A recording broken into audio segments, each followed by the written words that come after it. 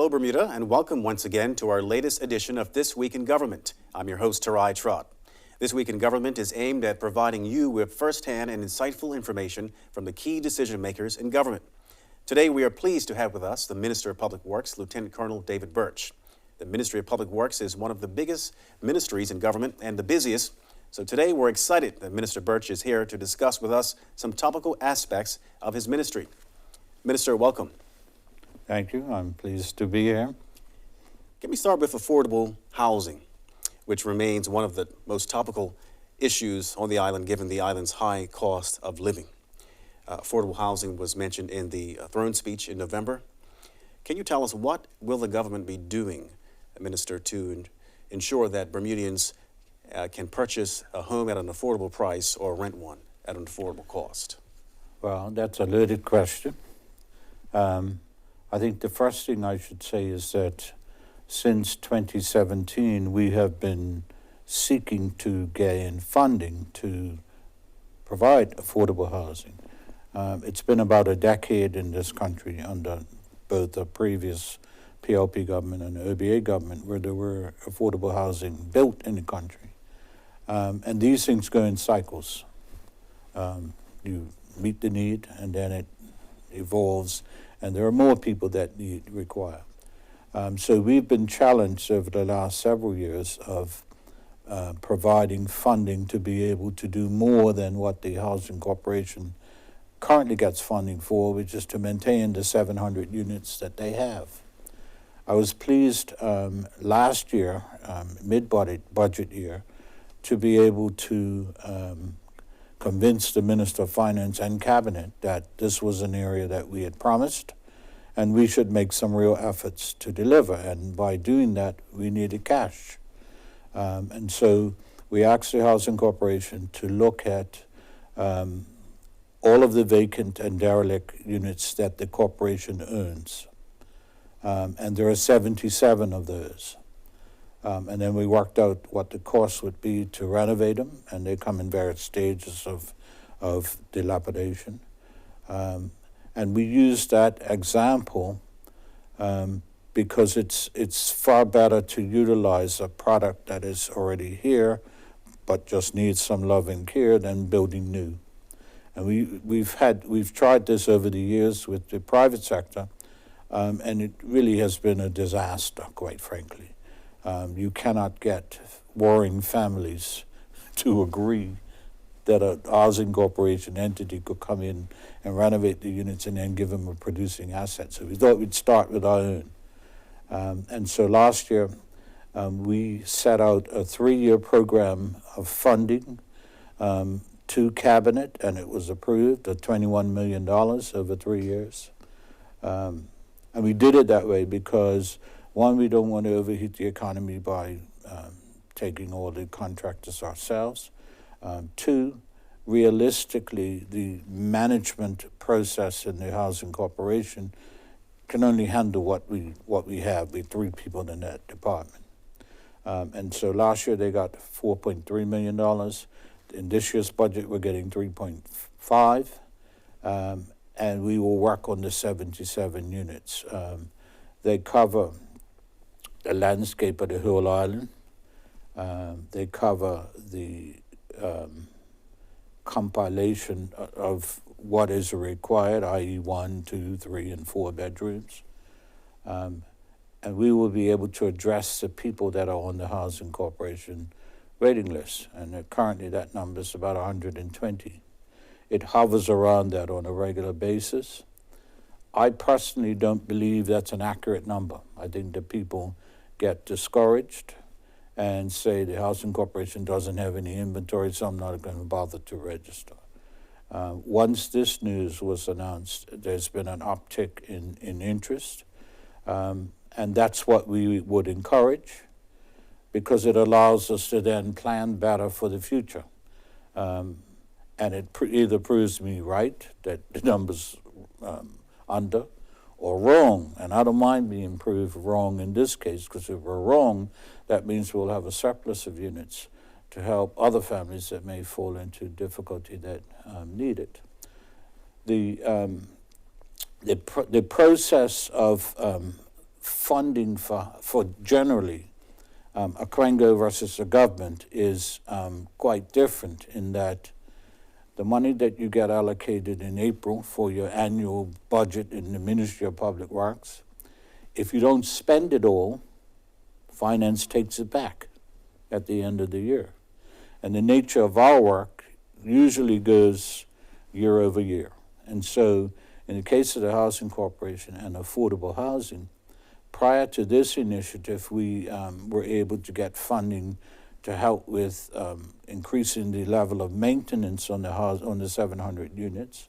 And so the Housing Corporation got an additional grant in the last year's budget. In their case, the money's not taken back. It's grant funding. You give it to the corporation to spend on either renovations or building new, and they can take as long as they like to do it. It's not affected by the fact that the financial year comes to an end. You grant the money to the Housing Corporation to do a certain job, and they've got sufficient time in which to do that. So it works very well in terms of not having to fight at the end of the financial year to carry over money to finish a project. That's critical for us in the Ministry of Public Works proper, because many of our projects extend beyond one financial year. And so there is a change in approach, I think, from the Ministry of Finance's point of view, in that there is a greater appreciation these days of the fact that projects do transition beyond one financial year. And so by setting out the whole plan and allocating funding for 3 years as an example, I think demonstrates to finance a level of fiscal prudence that you're not asking for all of the money in 1 year to sit in a pot and just wait until you wish to use it. We're providing them with the evidence and the support to be able to say, yes, we agree the 3-year plan, and we'll deliver the funding in tranches over those 3 years.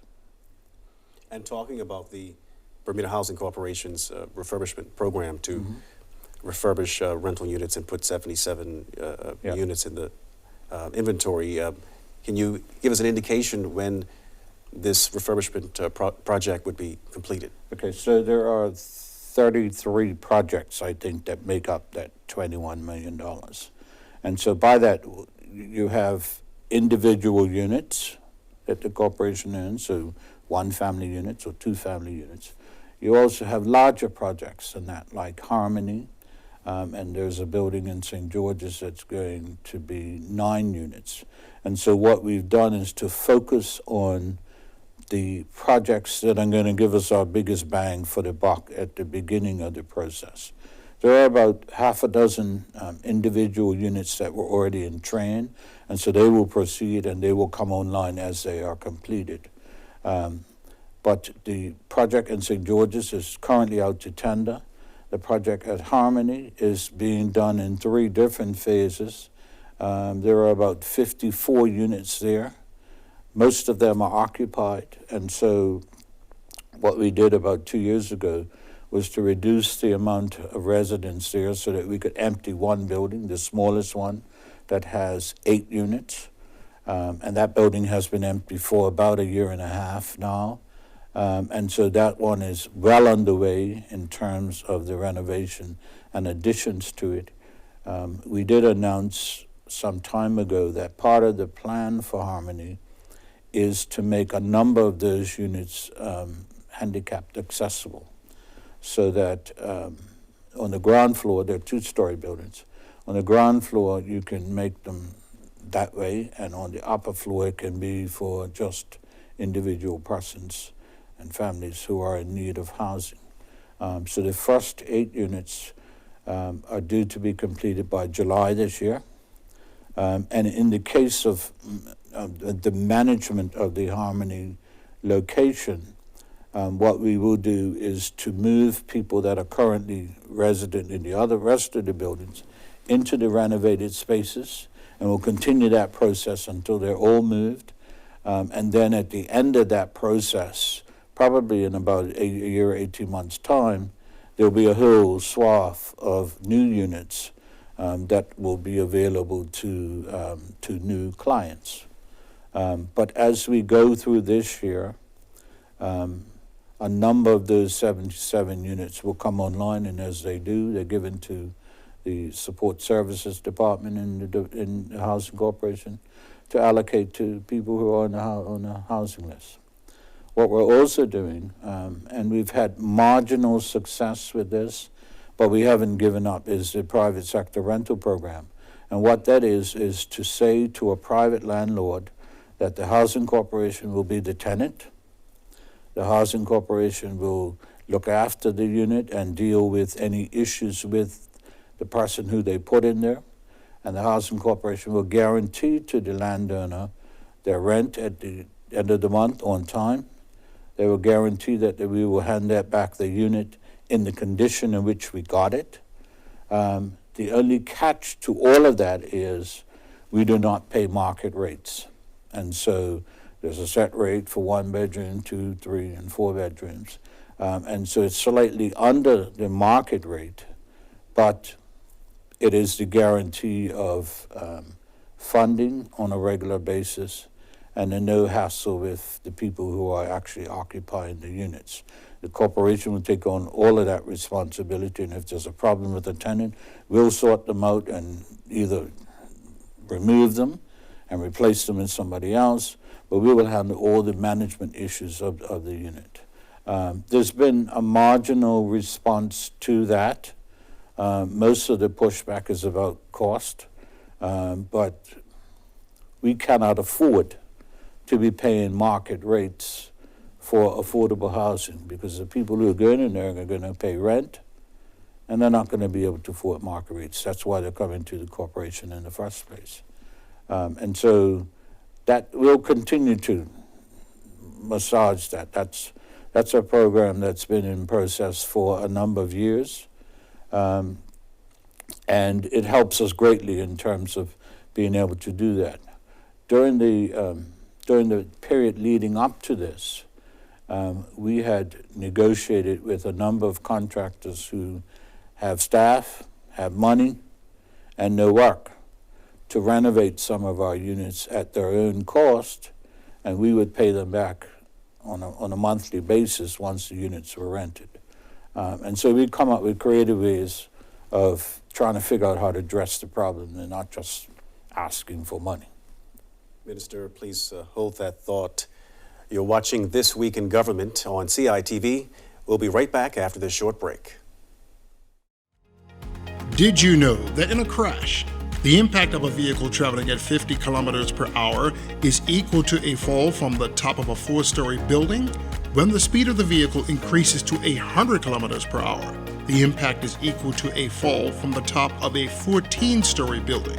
Interestingly, airbags and seatbelts are less effective in high-speed collisions. This message is brought to you by the Bermuda Road Safety Council. Welcome back to This Week in Government, where we are interviewing Lieutenant Colonel David Burch, the Minister of Public Works.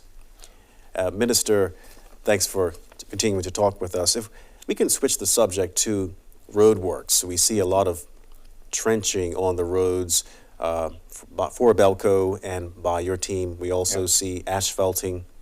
Can you talk about the necessity of these projects? I know the motoring public at times may be a bit frustrated.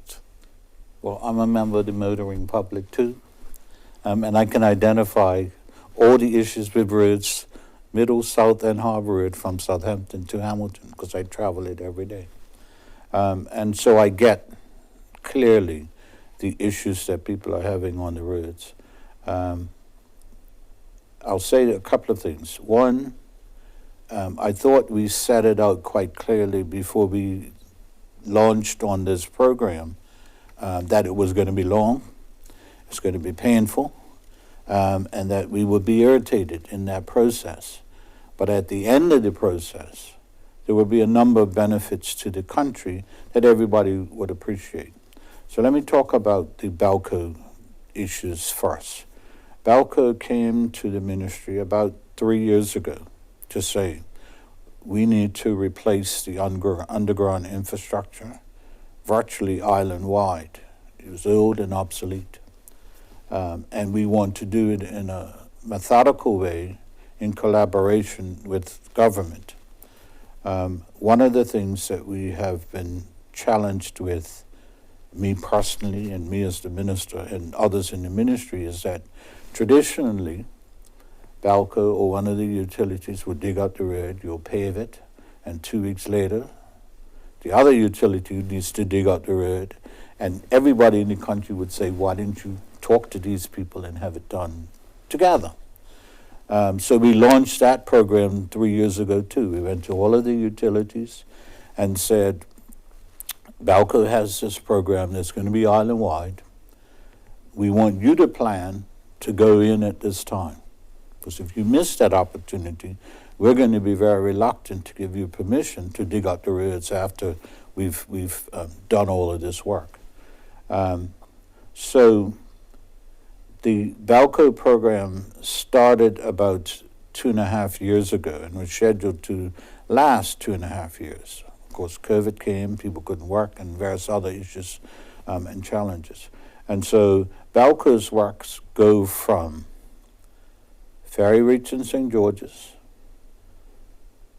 out of St. George's across the harbor to St. David's Road, then along St. David's Road, the causeway to the airport substation, then underwater to Coney Island, and then along the railway trail to Fracture Street, and then on Harrington Sound Road all the way to Flats, to the substation in Flats, and then up Middle Road to Store Hill, and down Store Hill to North Shore, and then along North Shore past the bus depot in Tynes Bay, and up Frog Lane to the Frog Lane substation. That's the eastern route for Balco. The western route began at Belmont substation and went along Middle Road to Lighthouse Hill, where it recently paused because of supply chain issues, amazingly. Balco had issues with pipes. And it is continuing now from Lighthouse Hill to Evans Bay. The western route actually goes as far as Morgan's Point Road at White Hill, but that part has already been done. What has to then happen following the trenching and laying of pipes, and so everybody's going in the hole at the same time. So it's Balco, Digicel, Cell 1, Public Works, Bermuda Water Works, and I think that covers everybody who would go in there. So they've either replaced equipment or piping in the trenches, or in addition, as in our case, we have from the Store Hill to the Frog Lane part, we have put in what's called a utility corridor for water and wastewater and sewage. It's not live as yet, but we've put it in because the hole is open. In addition to that, we've put into the holes redundancy. So there are empty pipes in the hole. That if there is a new provider that comes online that wants to run throughout the island, there's no reason to dig up the road. He can rent some of the redundancy that we have in there and to be able to do it. So there's a fair guarantee that once this work is done and the roads are paved, we won't have any of these issues going forward in terms of digging up roads, unless there's a major catastrophe, which we don't anticipate. So where we're at the moment in terms of the Balco trenching is that once they've finished trenching in the east, and they just about have now, there's a bit left from the North Shore roundabout to Frog Lane, but starting at Whitney or Middle Road, the work that's being done now, the Balco cables are 800 feet long. So if you project that to the distance that we've traveled, that's a whole lot of holes you have to dig for them to put the wires together. So they come in 800 feet strips. And so you have to dig a hole, and then the Balco technicians join those wires together, and then you go another 800 feet and do the same thing. That's what's happening on Middle Road in Smiths Parish at the moment, and it'll continue to Store Hill down to North Shore and then to Frog Lane. Once that is done, then the roads, and a year has passed since you've done trenching, the roads are then eligible for permanent reinstatement. And so in the case of Harrington Sound Road, which is where we started first, that work has already started. So the permanent reinstatement of Harrington Sound Road has gotten, I think, as far as the quarry, the entrance to the government quarry in Bayless Bay. And there are certain patches of it that were done before, but the aim is to continue Harrington Sound all the way to Flats. There's a slight little hiccup which should not affect anyone, because timing will allow us to sort it out. In Devil's Hole, One Communications have some issues with some of their piping and may have to dig back out the road before we pave it. And so we're working out those timelines so that work will be carried out shortly and completed before the permanent reinstatement gets to Devil's Hill, so they can just continue on to Flats. And so just that in and of itself is a huge undertaking. Once the eastern part of this has been completed, the same thing then must happen in the west. And so the disruption in the west is not over. It's not just to Evans Bay at the moment. Balco will be doing the 800 feet digging of holes and marrying of pulling wires and marrying those together. And so we're probably realistically 18 months out before we see the end of this in terms of digging new holes in the country. Separate and apart from this is let me just say that what this will provide for the country is reliability of electricity. And so the work that's being done in the rest of the country actually has been put online in the eastern part of the country from the airport power station east. Those new wires are actually live and operating. They were the worst in the Balco scenario and contributed to some of the challenges they had with the production and delivery of service. And so I think everybody would agree that we like electricity and we don't want to see it, we don't want to be without it. And so it's a long and painful process. But there are a number of knock-on benefits from this that have impacted the community. One of the things is that we've done with water and wastewater, and I'll talk a little bit about what we're doing at Southside in a moment, is we've upped the quality of piping that was previously used. So there's something greater than PVC. I forget the term for it. I'm not technical.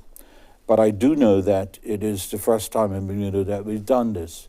And so when we started at Southside in particular, there were two companies in the country that could glue these things together. It's not glue, but I'm using that term so people can understand what I'm suggesting. So there was only two companies. And so we went to the provider of the material and organized for them to run a course in Bermuda for anybody who wanted to do it. And we did, and we had about 37 graduates. And so now there are about 8 companies in the country that do it. And during the course of this work, both Balco's and BLDC's work, every trenching company in the country has been employed on that project, and some still are. And so that was one of the benefits of doing this all at the same time. Now, in the case of the BLDC works in the East, I think everybody's been disappointed with the progress that has been made at BLDC since it was handed back to Bermuda in 1996. It has not been as accelerated or as smooth as one would have hoped. And so it is a valuable asset that is not providing the quality return on that it can and should. And a major part of that was the unreliability of the infrastructure at Southside. So electrical, water, sewage was provided by the Americans at an American base. Nobody has any idea where those pipes and things run. And so there are constant breaks and leakage and what have you. And so there's a fairly high level of frustration amongst both the people who live in St. George's and the commercial enterprises in St. George's. And so nobody's going to move there. Nobody new is going to move there if you don't have those type of reliable services. So the board at BRDC and the ministry made the decision they were going to replace it, because that'll send a clear message to the people who are currently in St. David's and those who we may wish to entice to St. David's, that we're going to fix this problem once and for all. And so we've laid all new pipes. It's been a challenge and an exercise because under normal circumstances, with a situation like that, you just shut everything down, go in and put in new, and then restart it. But you have people living and functioning and working in St. David's, and so you have to, in parallel with the new, continue to maintain and sustain a dilapidated infrastructure. That work is coming to a conclusion. We're in the commissioning stages now, so there's a new waste treatment plant, there's a new reverse osmosis plant. There is one major thing that needs to be done in Southside that I'm not sure why it wasn't included in the original specs, I'll say. But there needs to be lock-off stations that are put on the water and sewage piping throughout Southside so that you don't have to do what you do now. So in other words, if you have a leak now in St. David's, you basically have to shut down the whole system and fix the leak, because there's no provision to section off areas of St. David's. We wish to change that, and so that's what we're doing, so that if there's a leak at the police station in St. David's, you don't have to lock off water and sewage to all of St. David's. You'll be able to do a much smaller area, and that'll be spread throughout St. David's. That work is coming to a conclusion, and so in reality what will happen is the water and sewage issues of the town of St. George's and most of St. George's to Ferry Reach will be processed and produced from Southside. And so we'll be retiring, I shouldn't say that. We're looking at what we do with the plant that currently is in St. George's, but essentially all of the water will be produced from Southside, all of the sewage will be pumped back to Southside to be processed and utilized as non-potable water for gardening, lawns, and flushing and that sort of thing. So it's a huge exercise. It's costing us $30 million. We are coming in on budget, which is amazing in this time and climate post-COVID, where the cost of materials are going up astronomically overnight. But it's been managed very well, and we believe that we will be slightly over budget by the new pieces that we're adding on to the end of that process. So what will happen at the end of the day is that Southside will have reliable resources that have frustrated residents for a number of years. We held a town hall for the residents in St. David's about a month ago, and it was very interesting because it's not something that is often done unless you have a controversy. But we learned some valuable lessons that in a community that size, You need to offer them the opportunity to share some of the challenges that they're facing and to hear some of the work that we're doing to make things better for them. And so the meeting was direct, and people expressed their views very strongly. But I think that they took on board, one, the opportunity that was provided for them to be able to do that, and two, the useful information that they got back in terms of the progress that we've made in terms of infrastructure improvements at St. David's and the plans that are in place going forward. Minister, are there any final thoughts before we say goodbye? Let me just say that we've touched on only two issues in the Ministry of Public Works. It's a huge ministry. We got an extra $6 million in this year's budget that allows us to do a number of things that will benefit the Bermudian public. Well, thank you very much, Minister, for your time today and what was a very informative discussion. And you've been watching the latest edition of This Week in Government. I'm Tarai Trott. Thank you for watching.